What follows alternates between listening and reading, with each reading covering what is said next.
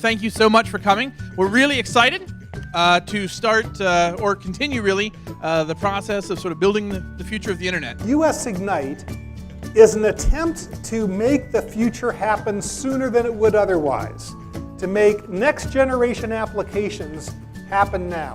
It's going to fundamentally change the way we communicate. I think we're moving from the world of the telegraph to the world of the telephone. And we think the internet's amazing now, but in a couple of decades, we're going to look back and be just amazed at what we can do in the future. Google Fiber coming to town has highlighted the sort of civically engaged, technological project-oriented people who are working for the public good, which I think is pretty amazing. It is not the case everywhere. We need low latency, we need responsiveness in our application, so when a group of people are collaborating on reversing some malware, and one guy is adding comments, the other guy can see the comments right away, they can share data really quickly, they can upload large files, and download just to save the data as well.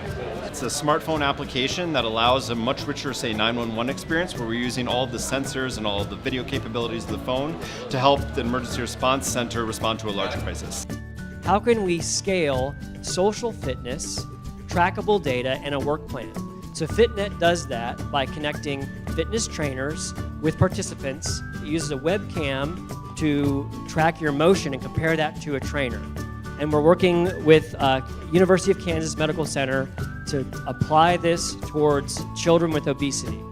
We have the ability via remote desktop to allow people to remote into a localized machine connected to Google Fiber or a Gigabit network and utilize a piece of software that we've obtained a license for. What we're trying to do is create a really, really accessible tool that shows how a project will impact the environment and the culture, the basic infrastructure of a city or a community, and give them the ability to then make better decisions about how to design and build.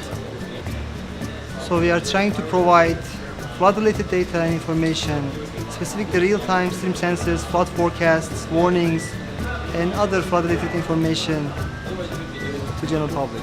Allowing people to opt in their systems to a local system pool means that they don't have to leave the neighborhood to perform the processing, and they can get jobs done cheaper on commodity computing resources right next door. And in a way, it sort of boils down to what do we need to get these in the hands of actual users out in the real world, making impact in the community in a tangible way.